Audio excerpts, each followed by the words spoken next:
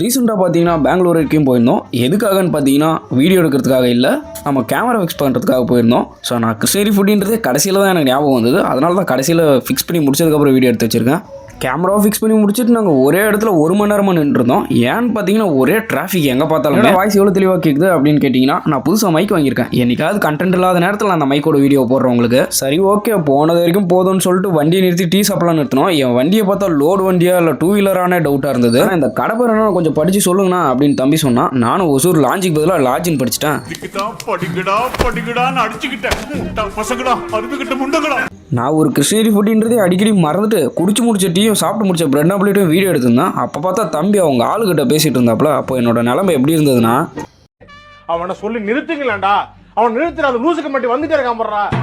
அடித்த குளிர்லேயும் நாங்கள் அப்படி இப்படின்னு குறுமுறுப்பள்ளி சேர்ந்துட்டோம்.